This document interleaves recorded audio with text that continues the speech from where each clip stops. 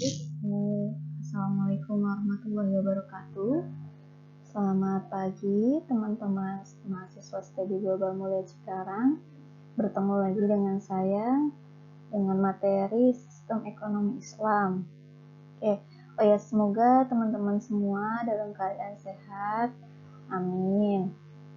Baik, sebelum kita mulai pembahasan materi pada kali ini, akan saya jelaskan tentang sistem ekonomi Islam. Apa sih sistem ekonomi Islam? Sebelumnya kita sudah belajar tentang sistem ekonomi. Nah, sekarang sistem ekonomi Islamnya.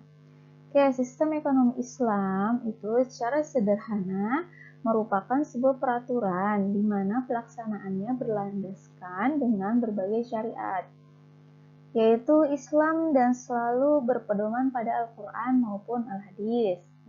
Hal ini meliputi kegiatan seperti simpan pinjam, investasi, dan bermacam kegiatan lainnya. Sistem ekonomi Islam diciptakan agar umat Islam bisa tetap melakukan kegiatan ekonomi dengan baik dan benar, dan terhindar dari semua sifat yang buruk seperti riba, zalim, ihtikar, haram, dan masih banyak lagi. Semuanya dijelaskan dan diatur secara terperinci dalam sistem ekonomi Islam. Masuk ke slide selanjutnya ya. Tadi udah saya jelaskan sistem ekonomi Islam itu apa. Selanjutnya, di sini ada pembahasan materi yang akan saya jelaskan. Yang pertama ada masalah pokok ekonomi. Yang kedua itu ada karakteristik ekonomi Islam, fondasi ekonomi Islam, pilar ekonomi Islam, tujuan ekonomi Islam, nilai-nilai dasar ekonomi Islam, dan yang terakhir prinsip dasar ekonomi Islam. Masuk ke pembahasan pertama, yaitu masalah pokok ekonomi Islam. Secara garis besar yang kita ketahui, masalah pokok ekonomi disebabkan 3 faktor di bawah ini. Nah, ini dari sudut pandang ekonomi konvensional, yaitu ada kelangkaan sumber daya, kebutuhan yang tidak terbatas, dan terbatasnya faktor-faktor produksi, di mana kelangkaan sumber daya itu baik sumber daya alam, terus sumber daya manusia. Nah, dari pandangan ekonomi konven bahwa sumber daya alam ini terbatas dan juga sumber daya manusia baik dia mungkin skill dan sebagainya itu terbatas untuk menghasilkan produksi dan berbagai macamnya. Oleh karena itu, pandangan ekonomi konven mengatakan masalah ekonomi ini ada salah satunya kelangkaan sumber daya. Yang kedua, kebutuhan yang tidak terbatas.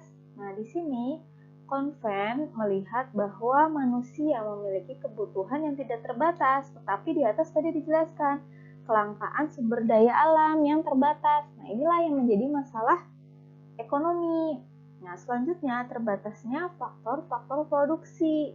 Baik lagi ke sumber daya alam dan sumber daya manusia yang terbatas untuk melakukan faktor produksi, baik misalnya semua bahan pokok, teknologi, maupun misalnya transportasi dan sebagainya yang mendorong faktor-faktor produksi. Nah, ini yang menjadi masalah pokok dalam ekonomi konvensional. Tetapi di lain sisi ada pandangan ekonomi Islam, di mana ekonomi Islam memandang bahwa persoalan kelangkaan sumber daya dan tidak terbatasnya kebutuhan manusia tidak sepenuhnya bisa dijustifikasi. Ajaran Islam menyebutkan bahwa Allah SWT menyediakan sumber daya yang melimpah bagi manusia untuk diolah dan dimanfaatkan bagi kelangsungan hidup manusia di muka bumi. Nah, selain itu, Islam juga mengajarkan manusia untuk selalu merasa cukup dengan bersyukur terhadap apa yang telah Allah SWT berikan. Nah, di sini ada Bakir Sadr menyebutkan bahwa pada dasarnya jumlah sumber daya yang tersedia di muka bumi ini melimpah dan tidak terbatas. Hal ini juga diperkuat oleh Al-Qardawi yang menyebutkan bahwa salah satu masalah utama dalam kehidupan sosial ekonomi masyarakat adalah distribusi yang tidak merata. Jadi di sini pandangan Islam mengatakan bahwa sumber daya alam itu tidak terbatas seperti yang dikatakan oleh konvensional.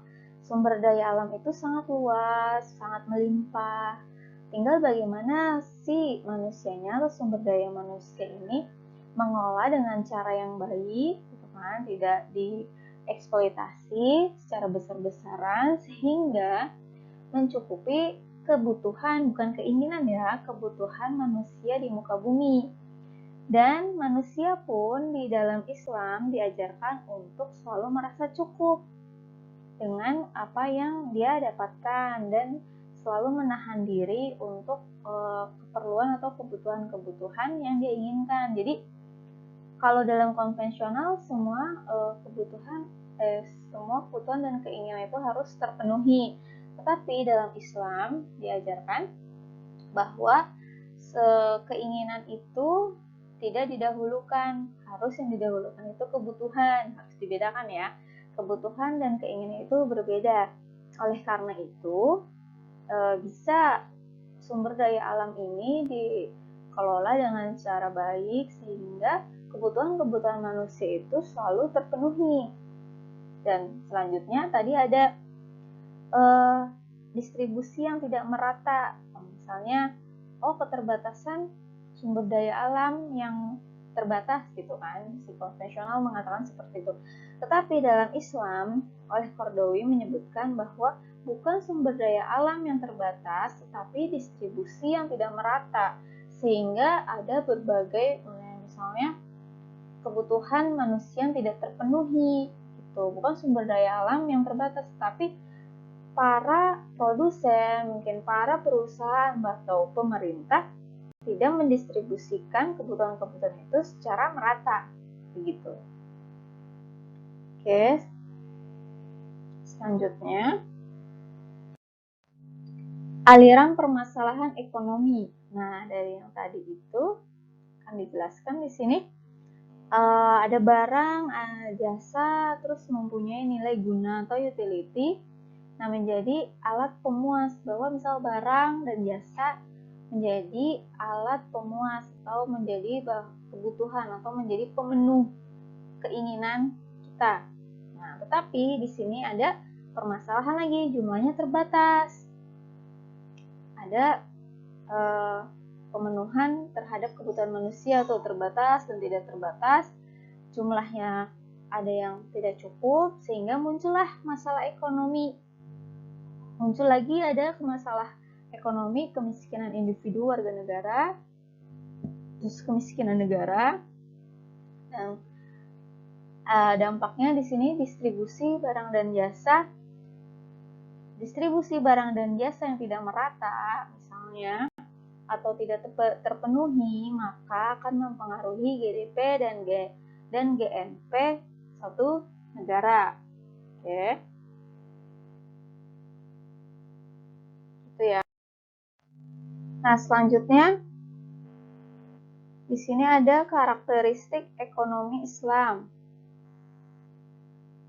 Di mana karakteristik yang dimaksudkan adalah keunikan yang dimiliki oleh sistem ini yang membedakan dengan sistem ekonomi konvensional, baik kapitalis maupun sosialis atau komunisme.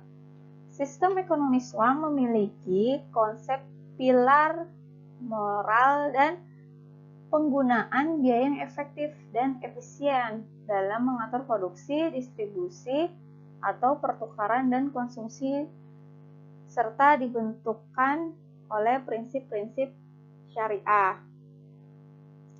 Nah, di sini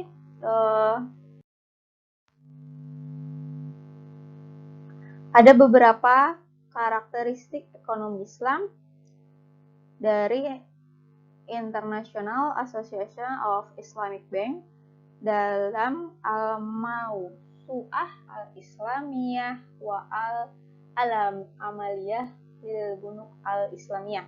Nah, di sini menyebutkan beberapa karakteristik ekonomi Islam. Yang pertama itu ada harta kepunyaan Allah SWT, manusia sebagai khalifah. Apa maksudnya? Di sini bahwa sumber daya alam, terus dan fasilitas-fasilitas lainnya yang ada di muka bumi itu hanyalah titipan Allah. Nah, manusia hanya sebagai khalifah atau misal pemimpin, bukan menjadi sepenuhnya itu kepunyaan manusia, seperti itu. Jadi di sini karakteristik inilah yang membedakan konsep kepemilikan dalam sistem ekonomi Islam dengan sistem konvensional. Kepemilikan individu sangat dihormati tetapi tidak mutlak. Penggunaannya juga tidak boleh bertentangan dengan hukum Islam. Sementara itu, dalam sistem kapitalis, kepemilikan bersifat mutlak dan bebas dalam cara apapun untuk menggunakannya. Berbeda lagi dengan sistem sosialis. Sistem ini tidak mengakui kepemilikan individu. Negara memiliki otoritas penuh atas segalanya. Jadi, kalau dalam ekonomi Islam, ya manusia semuanya sebagai pemimpin, gitu kan. Baik di suatu negara ataupun misal perusahaan, terus juga ada misalnya faktor-faktor produksi lainnya.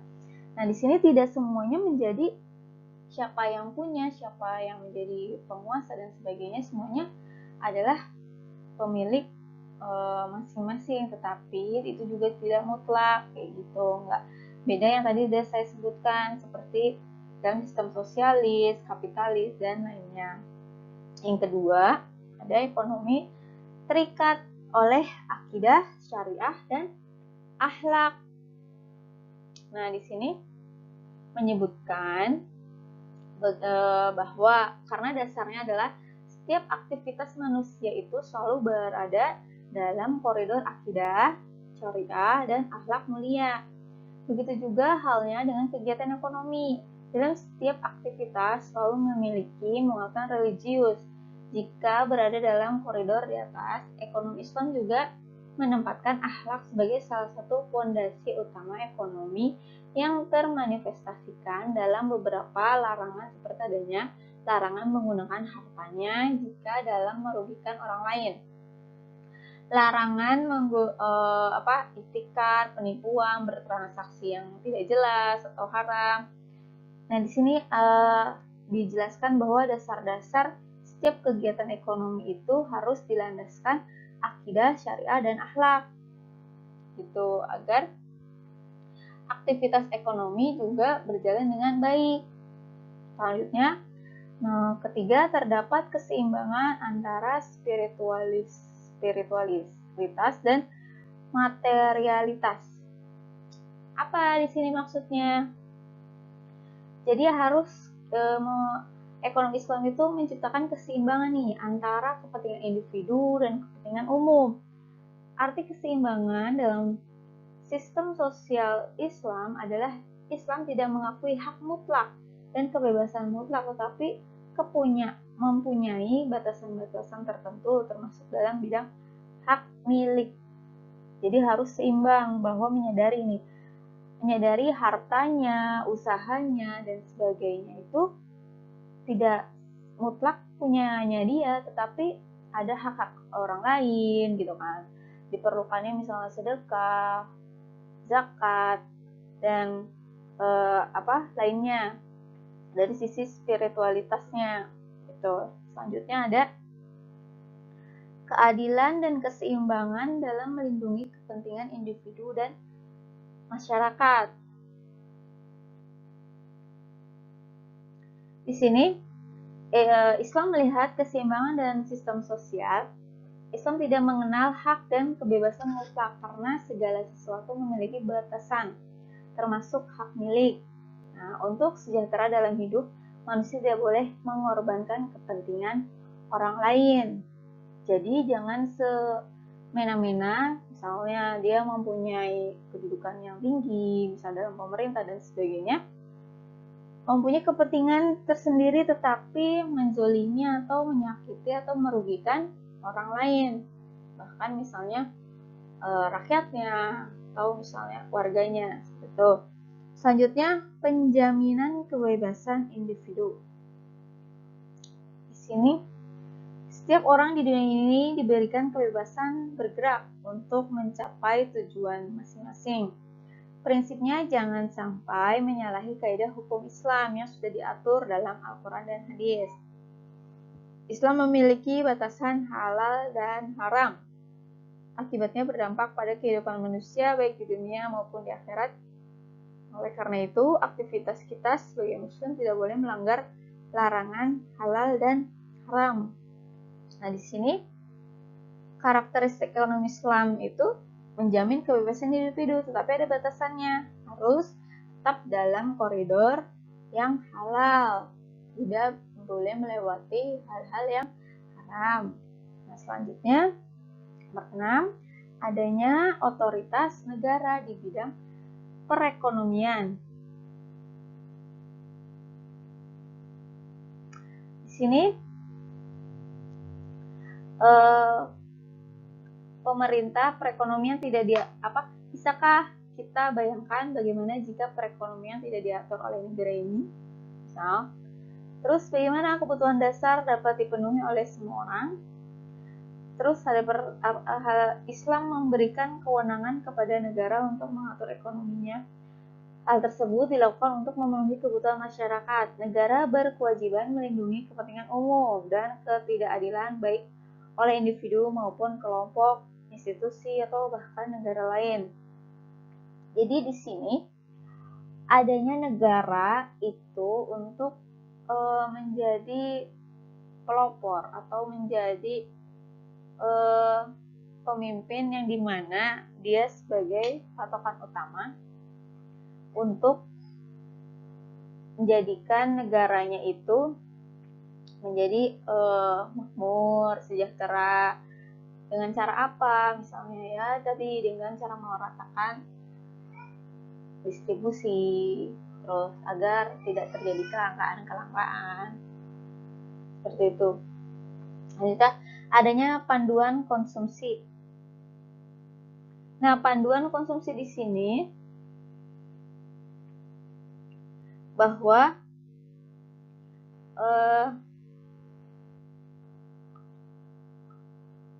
Islam itu didasarkan tidak boleh mengkonsumsi berlebihan. Yang tadi sudah saya jelaskan bahwa dalam Islam itu adanya kebutuhan, pemenuhan kebutuhan, bukan pemenuhan keinginan. Jadi adanya panduan konsumsi hanya mengkonsumsi sesuatu yang memang benar-benar dibutuhkan. Jadi kalau memenuhi keinginan, ada hal-hal konsumsi yang nantinya tidak maksimal dirasakan karena jadi mubazir atau terbuang-buangnya di sini. Makanya adanya panduan konsumsi. Jadi mengkonsumsi baik jasa maupun barang itu sesuai dengan kebutuhan. Selanjutnya adanya petunjuk investasi. Adanya petunjuk investasi bahwa Islam ini ada 5 hal yang dapat dijadikan pedoman dalam menilai proyek investasi. Sebuah proyek itu baik berdasarkan prinsip-prinsip Islam. Misal, tidak boleh investasi pada proyek-proyek yang dilarang agama, seperti perusahaan minuman keras, peternakan babi, atau perusahaan rokok. Nah, dalam Islam dan investasi Islam, itu tidak boleh hartanya dialokasikan dalam investasi yang sudah disebutkan. Terus kekayaan harus didistribusikan seluas-luasnya kepada masyarakat. Artinya setiap kekayaan tidak dibiarkan idle pada satu tempat sehingga ia harus diproduktivitaskan agar distribusi dengan baik. Hal ini pada akhirnya akan menggerakkan ekonomi secara berantai.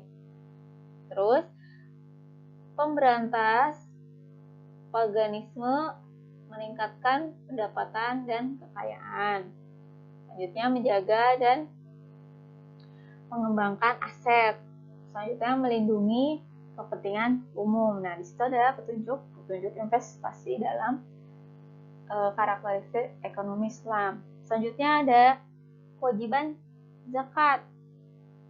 Nah, yang tadi yang ada poin ketiga juga tuh sudah saya jelaskan, terdapat keseimbangan antara spiritualitas dan materialitas. Jadi setiap individu dalam Islam itu ada namanya harus atau wajib mengeluarkan zakat. Baik misalnya kalian punya profesi nih, dokter atau misalnya pilot dan sebagainya, harus mengeluarkan zakat profesi. Kalau kalian pengusaha, nanti dibaca lagi yang mengenai atau misalnya batasan-batasan kekayaan yang wajib zakat, baik zakat profesi, zakat harta, gitu kan, zakat emas dan lain-lainnya.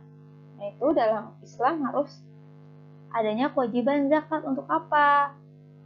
Untuk mensejahterakan rakyat. Jadi kan rakyat nggak semuanya, maaf ya, rakyat itu nggak semuanya kaya atau berkecukupan ya. Ada orang-orang yang wajib kita bantu dengan apa? Dengan mengalokasikan sebagian harta kita dengan zakat. Itu agar apa? Agar roda perekonomian juga berputar. Mereka mendapatkan kucuran dana mungkin secara tidak langsung ya dari zakat kita yang kita alokasikan ke lembaga-lembaga khusus pengelolaan zakat. Selanjutnya adanya pelarangan riba.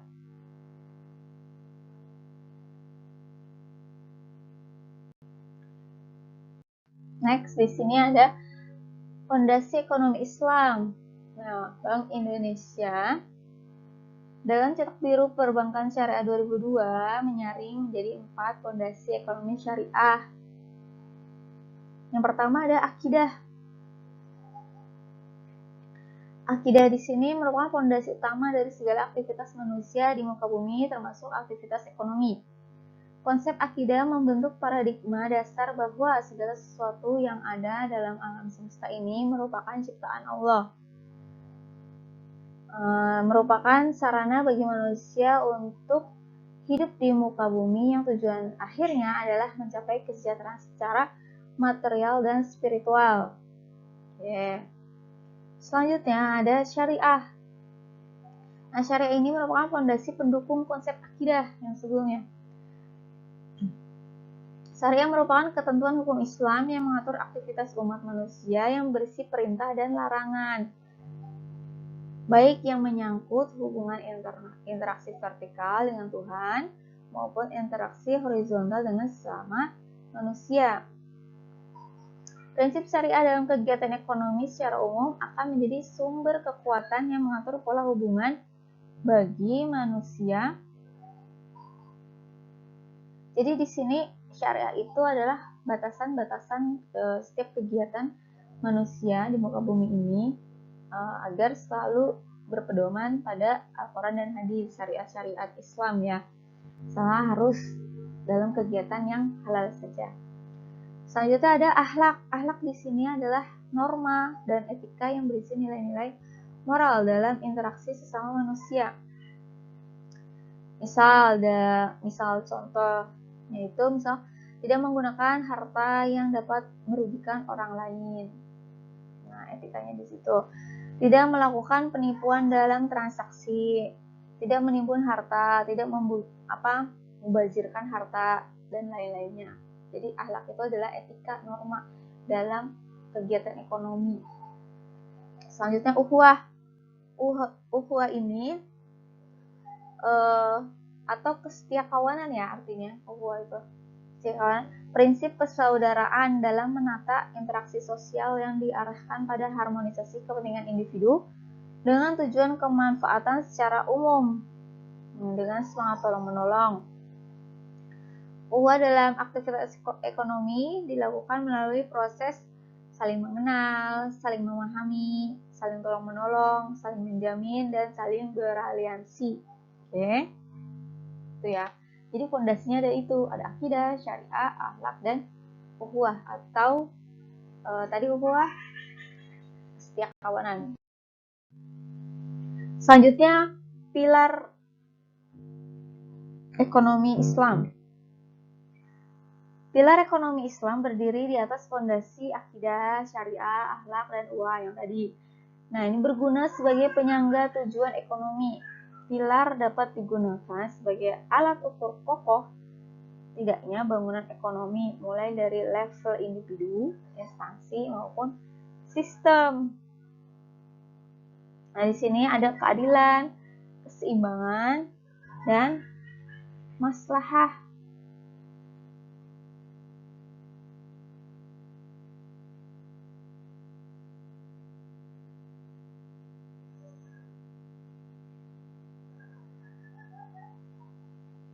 Maslahah di sini saya jelaskan kalau keadilan ya kalian udah paham. Nah, terus keseimbangan. Nah, maslahah segala bentuk kebaikan. Jadi maslahah itu gimana ya? Secara gampangnya, misalnya ginilah saya bacakan ya. Pilar kemaslahatan yaitu segala bentuk kebaikan dan manfaat yang berdimensi integral, duniawi dan ukhrawi, material dan spiritual, serta individual dan kolektif. Sesuatu dipandang bermaslahat jika memenuhi dua unsur, yaitu kepatuhan syariah dan manfaat serta membawa kebaikan bagi semua aspek secara integral yang tidak menimbulkan mudarat atau merugikan pada salah satu aspek. Secara luas, pemenuhan visi kemaslahatan tercakup dalam maqasid atau tujuan yang terdiri dari menjaga keimanan, ketakwaan, keturunan, jiwa dan keselamatan, harta benda dan rasionalitas. Jadi kalau dikatakan maslahah itu adalah harus seimbang, keseimbangan antara duniawi dan akhirat gitu. Jadi segala aktivitas dalam perekonomian itu yang tadi nih berarti mencakup keadilan, keseimbangan sehingga tercapailah maslahah. Keseimbangan antara duniawi dan akhirat. Segala sesuatunya harus halal dan baik. Oke. Tujuan ekonomi Islam. Di sini pencapaian tujuan ekonomi Islam selaras tujuan syariah Islam itu sendiri. Itu maqasid syariah yang tadi sudah saya sebutkan. Ada menjaga harta, menjaga jiwa, terus menjaga keturunan, rasionalitas, ketakwaan, ada 5. Yaitu mencapai kemaslahatan untuk kebahagiaan dunia dan akhirat melalui suatu tata kehidupan yang baik dan terhormat. Tujuan ini dapat dicapai dengan mengusahakan segala aktivitas demi tercapainya hal-hal yang berakibat pada adanya kemaslahatan bagi manusia. Jadi di sini untuk tercapai maslahat itu ada beberapa poin. Kesejahteraan yang berpegang pada norma moral, terus persaudaraan dan keadilan, kesetaraan distribusi pendapatan, kebebasan individu dalam konteks kesejahteraan sosial, sehingga dalam 4 poin ini sehingga tercapailah maslahah. Itu ya. Selanjutnya ada nilai-nilai ekonomi Islam. Nah, nilai-nilai ekonomi Islam terdiri dari kepemilikan Allah SWT secara absolut, berusaha dengan keadilan, terus ada kerjasama dengan kebaikan dan pertumbuhan yang seimbang. Apa maksudnya di sini? Jadi